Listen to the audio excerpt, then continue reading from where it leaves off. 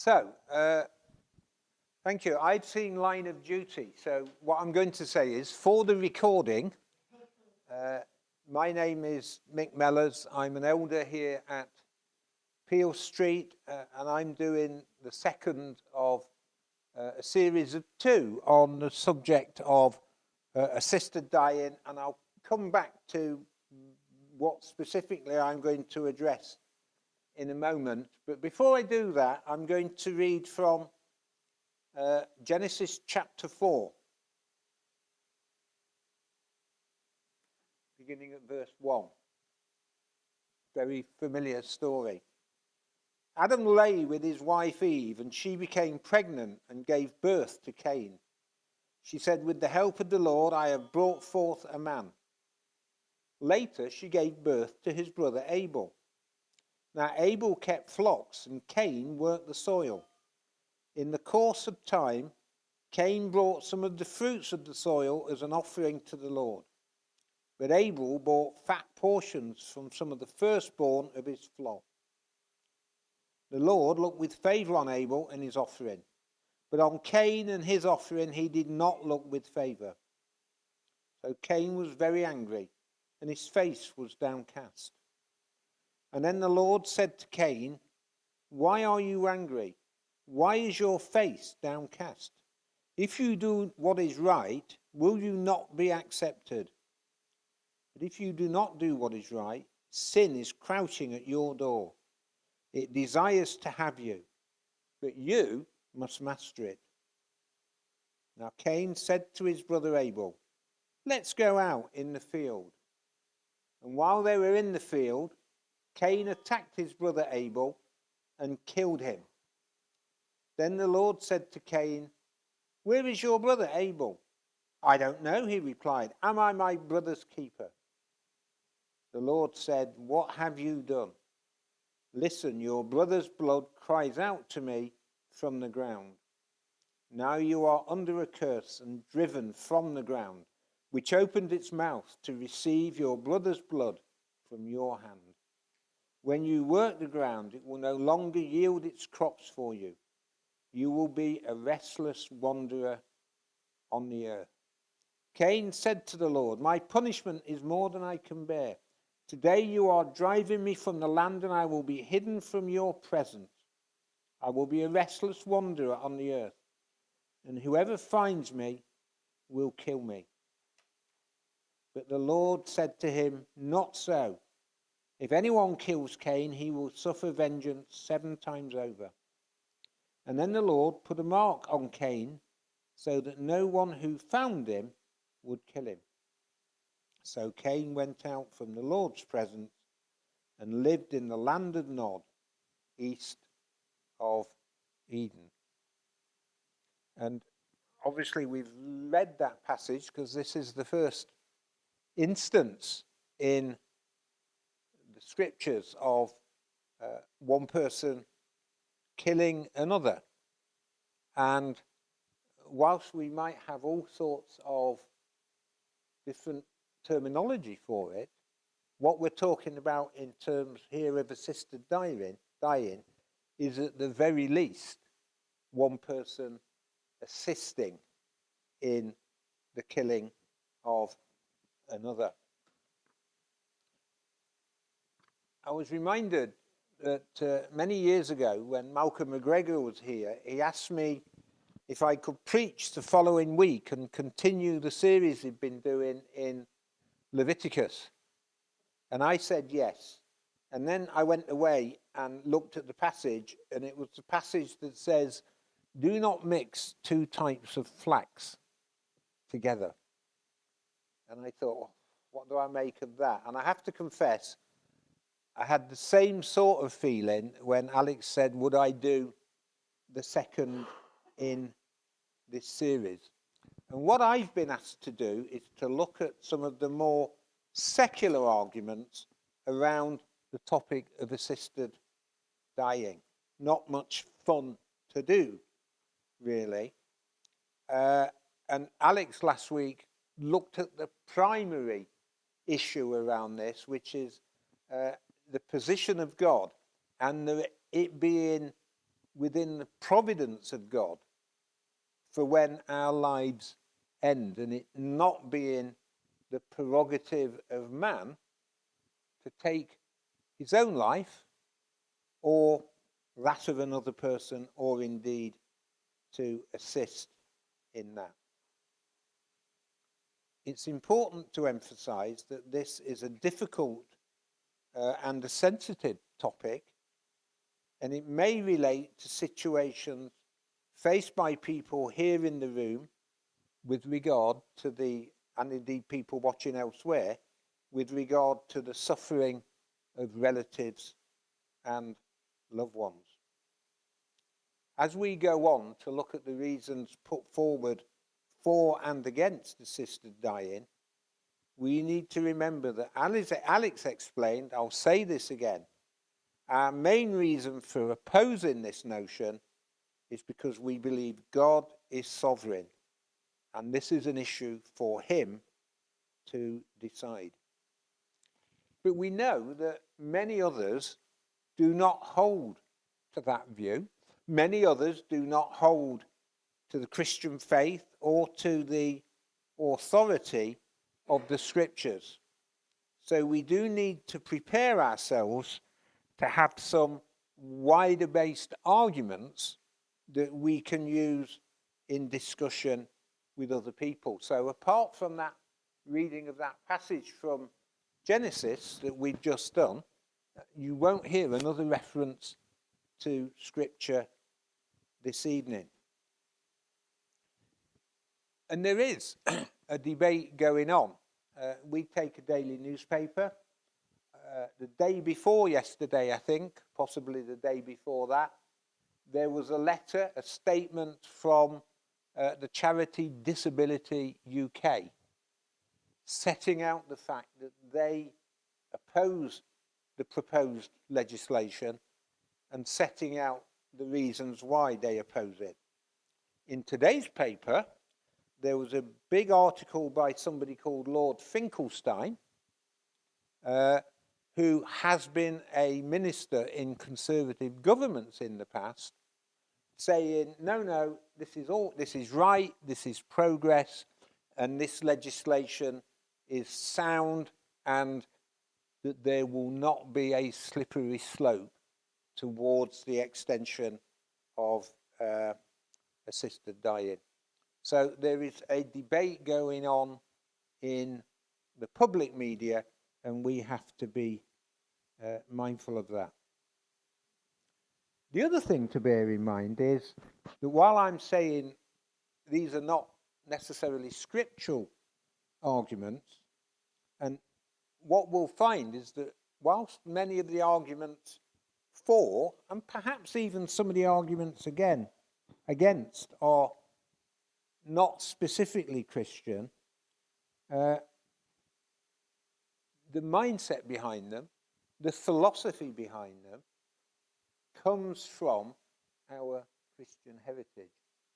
Those who were here may remember a sermon that Graham did several years ago when he was our pastor, and he went through a whole litany of beneficial changes and beneficial things that had come into being on the basis of our Christian faith. The ending of slavery, the welfare of children, the status of women. All of these things that we take for granted, particularly in our Western world, actually stem from our Christian heritage. And so we're going to talk later about the inherent dignity of men and women. Well, where does that come from in our culture? It comes from the Christian gospel. And I think we have to recognize that other countries have a different cultural history and a different heritage. So I was trying to think about that. In Japan, for a long time, there was a tradition of what was called Bushido, and the notion of committing hara-kiri if you were a disgraced person.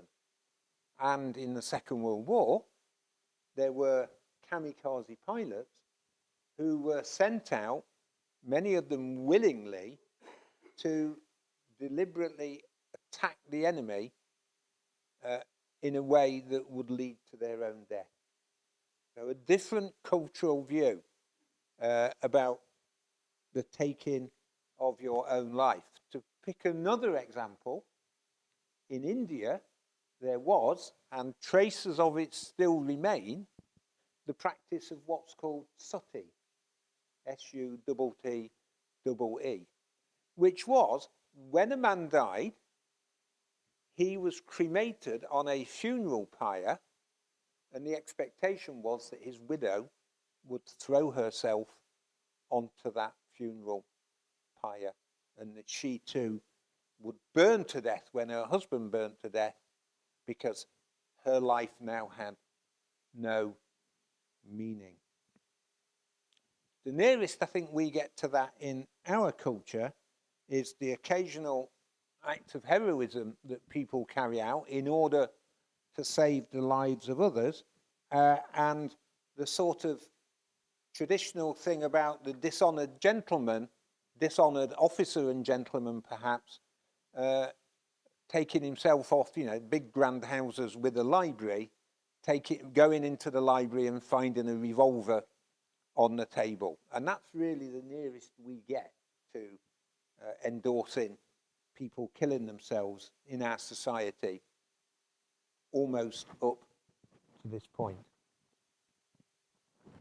Also, and I think we have to be careful of this, it's easy to malign the motives of those on the other side of the argument. Especially, we need to be especially careful when those people have been through harrowing experiences themselves with their own relatives and loved ones. So we need to be sensitive and restrained in what we say and how we say it, but we need to do that whilst holding firmly to the position that we have. I think it's also worth saying that there is a trend amongst Christians to see the law as the paramount issue in matters of this kind, and to see them primarily in legal terms. I'm not entirely sure about that.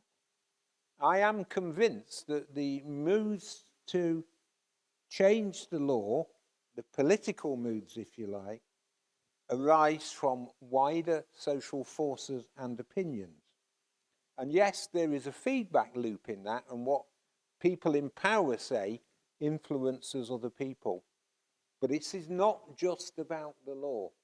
There are people in Parliament who will be responding to what they are being told and what they are being fed. I get very anxious, I mentioned it last week, I think, in the questions, that the Daily Mail regularly gives its headlines over to the views and opinions of Esther Rantzen, one-time TV celebrity who is a strong advocate of assisted dying. So we have that celebrity-led approach almost, but we have to recognise that we don't want a law that legalises assisted dying. Neither do we want people going to Switzerland to take advantage of the law there. Neither do we want people making botched attempts at taking their own lives. And those things go beyond the law. So there's a social issue and a social argument that we have to take hold of.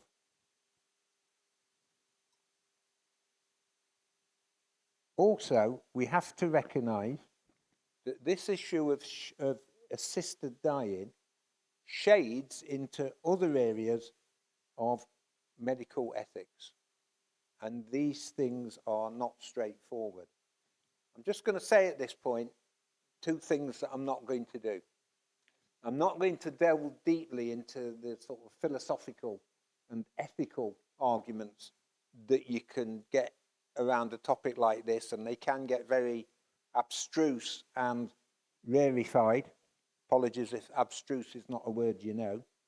And I'm not going to look at the proposed bill and go through it in detail. I am going to talk as much as I can, as well as I can, about the issue of assisted dying, which, as I was saying, shades into other areas of medical ethics. So if you have any dealings with the health service, and particularly older people, if you've had elderly relatives in hospital, you will at some point be asked about something called DNR, do not resuscitate. And that is a statement that if this person essentially arrives at the point of death, do not try and resuscitate them. And that's a tricky issue, and you have to think that through.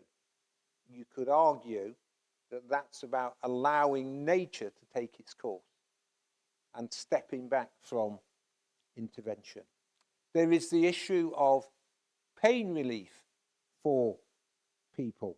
There's the issue of switching off the machine when somebody is in what's called a persistent vegetative state. And these are not easy things to deal with.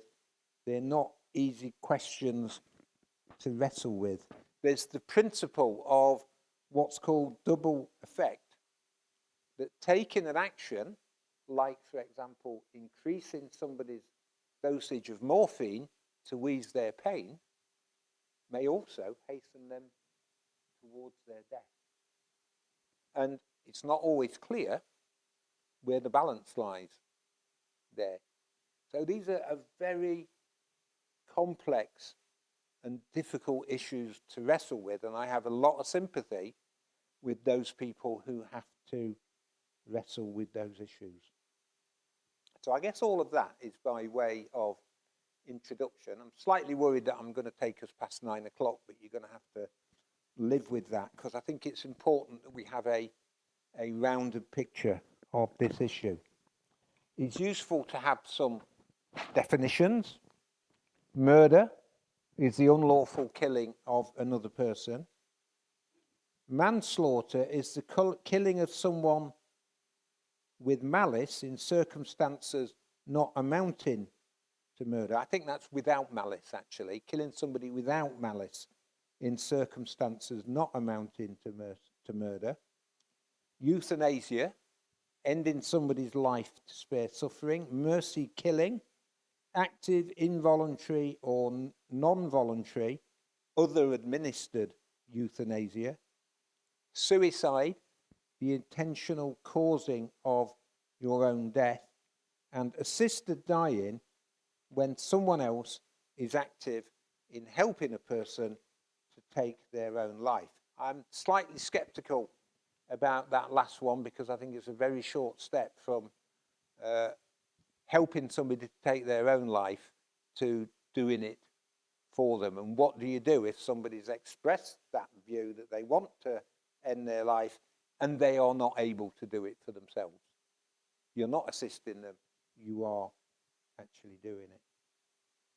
So the question is, for the moment also, is it legal? Currently in this country, suicide is legal. It didn't used to be, and you might think, well, that's a bit pointless. But of course, if suicide is a criminal offence, then helping somebody to commit suicide is a criminal offence, and attempting suicide is a criminal offence as well. Also, you can't have the primary thing be an offence and those other things not be an offence. But there are many countries around the world, as you will have seen if the map's gone round, where it is legal in varying degrees. Those countries include Canada, Belgium, Holland, Switzerland, parts of the USA, because it's states issue, Australia, New Zealand, Germany, Luxembourg, Colombia, Spain, France, Japan, Austria, and Italy, which shows you the extent of the conflict that we face in terms of opposing this legislation. The fact that it's happening in lots of other places, in this topic and on other topics, is often put forward as a reason for doing it. Oh, well, they do it in France, they do it in Germany, they do it in Switzerland. That's not a reason why we should do it here. And we need to beware of that fact. It's instructive to look at the countries that have moved the furthest, and I've just got a couple of examples there. A brief fact about Canada. In Canada, for example, in the first year assisted dying was legal, 1,018 people took advantage of that or were taken advantage of. Take your pick. In 2022, that figure had risen to 13,241. Really significant increase. Let's look at a different approach to the information in the Netherlands. In 2001, it was introduced with regard to people with unbearable physical pain and no prospect of cure. In 2004, it was agreed that it could be for babies aged under 1 with parental consent. In 2008, it was extended to psychiatric pain, mental incompetent and mentally incompetent patients, i.e. people with dementia. And the presumption there, my presumption there, is that's people who don't have the capacity to actually agree with the action being carried out. In 2017, there was a proposal that it should be available to everybody aged over 75. And in 2022, interestingly, a court case rejected the notion of extending who can assist somebody to kill themselves. Typically, it has to be a medical practitioner. But how long is that line going to be held in the Netherlands? And where does this leave doctors and what's called the Hippocratic Oath? You know, the first principle a doctor is taught, or a trainee doctor is taught, is first do no harm. How does that fit with what we're looking at? So, you know, the article that said there is no slippery slope is not based on what we have seen elsewhere. So, slipped into talking about the law there, but that is clearly the context at the moment. Let's just have a bit of a look at the arguments for and against. There are arguments for, and it's important not to ignore them or to dismiss them out of hand. If you don't know what it is that the other side is saying, how can you counter it? So, it's also helpful to think of the reasons for and against in terms of what I'm going to call first and second order arguments. The first order being the sort of philosophical, ethical basis and specific to the individual person who is at the centre of the question at any one time. So the person who is asking for or being put forward for assisted dying. And then the second order is the sort of practical and pragmatic issues around how will it work and what are the proposed safeguards and how will they work, and also what is going to be the impact on the rest of society. So, if we just think about arguments for and these are not my views. This is me trying to represent the views of the people that I disagree with. They would argue level 1 reasons would be the right to self-determination. It is me that we're talking about. It is my life that we're talking about. And surely I should have the right to take decisions about my own life. Self-determination. It should be your choice to decide whether you carry on living or you stop living. One of the things I'm just going to switch sides for a minute.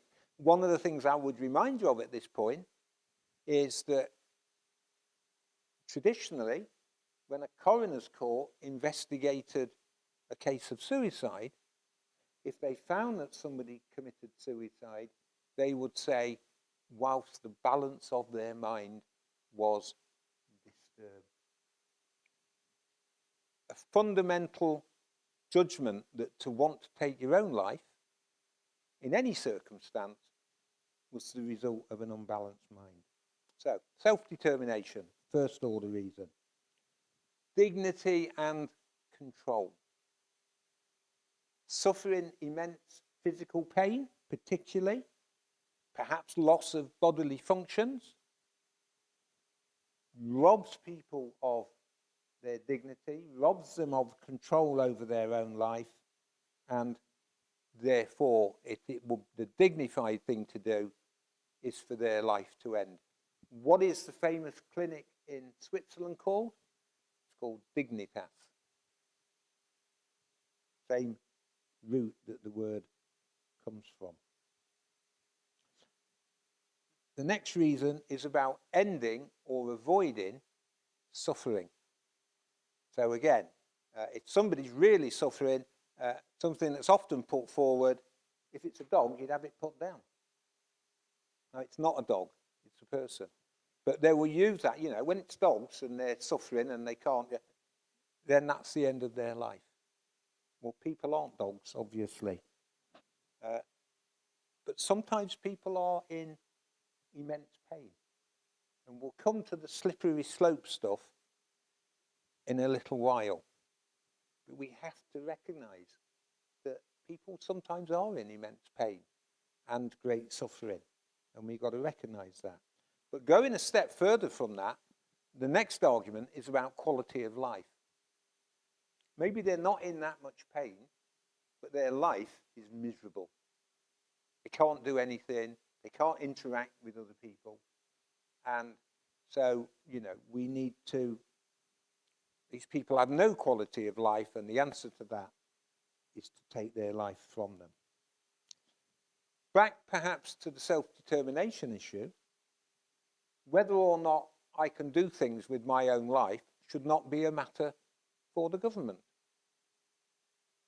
So there shouldn't be a law stopping people from taking their own lives. There shouldn't be a law from stopping somebody else helping a person take their own life. And then moving on to, well, this could be level 1, level 2. But actually, having a law on assisted dying and doing it properly is better than letting people do it themselves, because they will very likely botch it, and that will make things worse. Look quickly at some of the level 2 arguments that are put forward. I think there's a fascinating one. We haven't changed the law on this for 100 years or more. Progress. Things move on. We've moved forward in lots of other areas. Abortion, for example. And so why shouldn't we move on this area? And of course, there is a consistency of view about abortion and assisted dying, it seems to me. We have too many old people. They're a burden on the state. They use up resources. They don't put anything in. We cannot afford to have our growing elderly population. If this person takes their own life, then it will spare their family and friends from the burden of watching them suffer and from the burden of caring. It takes the fear out of dying. And we should encourage people not to be so fearful about dying. And if we can show a comfortable and a clear route towards the end, then that will help to take away the fear of dying, which everybody has, and which Cain had, you will remember. We do it for animals. Other countries do it. People will go to other countries that are not so fussy. And this is often put forward as a big clincher, most people in the country think it's a good idea. People support it. People want it. Do we live in a democracy or not? Make your own mind up about those reasons and about whether or not I've expressed them as fairly as I might do. So what about the reasons against? Again, not from a scriptural point of view, not from a specifically Christian point of view. Well, in terms of the level 1 reasons, it weakens the value of that person. That person becomes disposable. We see life itself as being cheapened. And so instead of allowing things to run their natural course, we say no, we should let things run their natural course. I'm getting me for and against slightly mixed up. There's some other reasons that affect the individual as well. Some people unexpectedly recover. Some people, and we probably all know somebody like this, has been misdiagnosed. So you're told you've got terminal cancer, you've got 3 months to live. And 12 months later, you're still alive. Because the medical people are not infallible. I think we can also make the case for saying it actually leads to worse care for the terminally ill. Palliative care, done properly, addresses almost all of the problems that assisted dying professes to address in terms of that individual and their suffering. But if it's a choice between providing palliative care on the one hand or getting the people out the way through assisted dying on the other, then where does that leave us? I think it is the case that people will opt for assisted dying out of a sense of guilt and consideration for others. And I suspect that that would often be something that if those other people were aware of that, they would be appalled by. They would be appalled by. Some people as well will feel pressured, and some people will be pressured by their relatives. Well, and I'm not being flippant about this, if we can get mother to apply for assisted dying, then we won't have to pay 3 years. She won't have to pay 3 years of care home fees. All of that money will come to us. So some people will be appalled at the prospect that their relative is doing it out of a sense of guilt. Other people actually will be quite okay with putting pressure on them so that they can get their hands on the money a bit quicker. We've already mentioned that, people's balance of mind sometimes being disturbed. What about if you change your mind and you cannot communicate that? Where do you stand then? You're stuck. And then finally, and this could argue level 1, level 2, it turns doctors and nurses, if they're the people administering it, doing the helping, it turns them into killers. They're going to kill people, or at the very least, they're going to assist in killing people. Sarah was telling me about a lady from Canada she heard on the radio. I don't know if she was a doctor or a nurse, but a very nice middle-aged lady talking very dispassionately about the people that she had assisted to die as part of what she saw as her work and quite possibly her vocation. It's quite a chilling thought to have that. Level 2, getting towards the end. I'm sorry we've gone past 9 o'clock. Good palliative care works, we've mentioned that. It will reduce the availability of palliative care, we've mentioned that. Puts people under pressure, again, could be first order, could be second order. It can become the norm. The law is introduced with the notion that it will be the exception, that the numbers will be small, and that there are safeguards. But very quickly, it becomes the norm. Oh, you're 78 now, aren't you? You need to be thinking. That's really important. And there's a ratchet effect. Once these things come into being, they will get progressively worse. They'll never get better. That's the fact, that's the truth of modern history. And I haven't gone into safeguards and stuff because as I wrote to our MP at the weekend, and I said, look, first and foremost, it is wrong to kill people. It is wrong to assist people in killing themselves. And so it's anathema, almost, to talk about the slippery slope.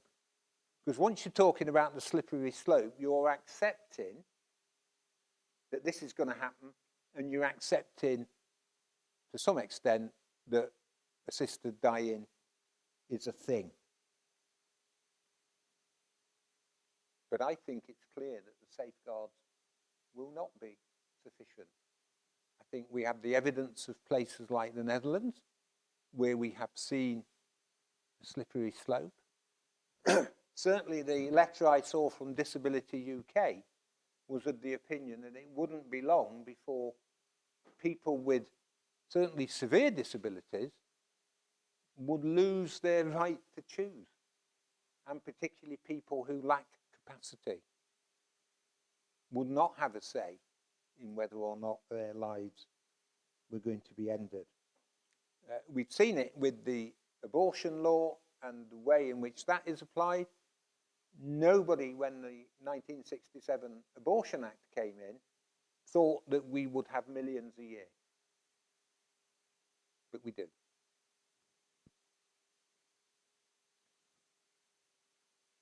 The safeguards say in the bill, say, and the proponents of it say, look, we've got safeguards. This cannot happen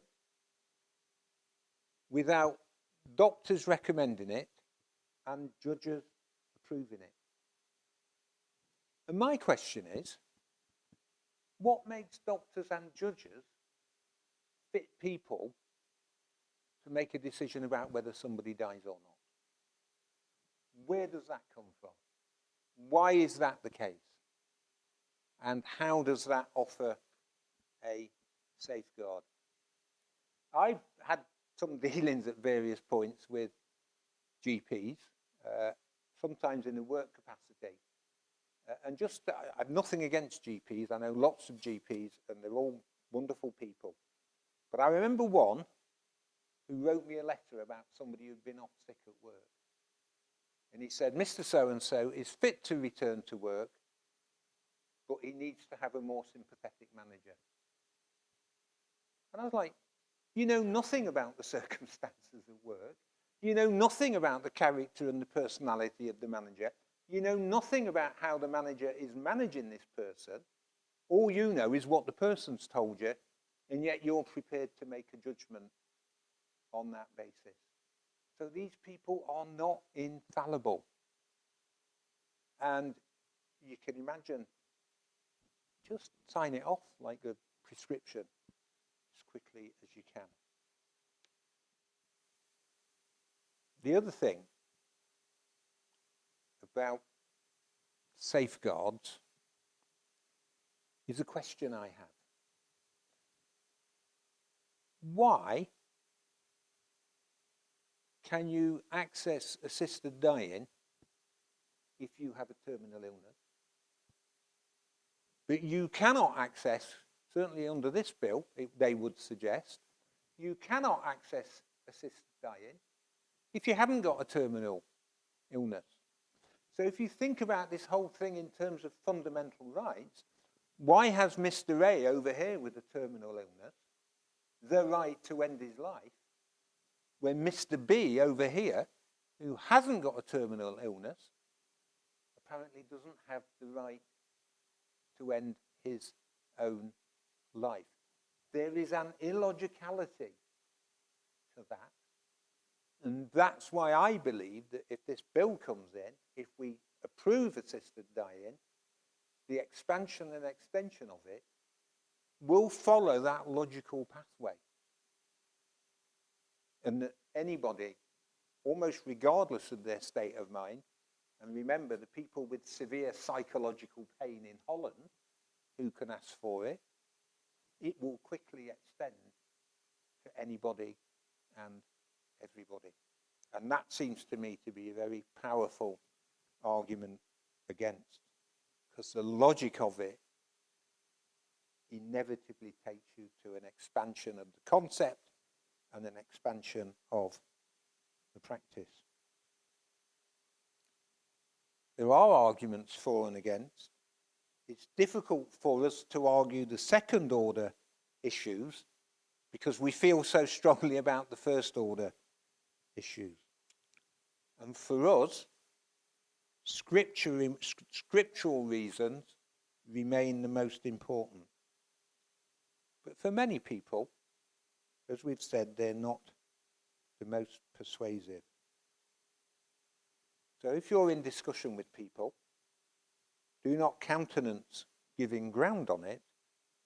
Be firm, but be sensitive. Thank you.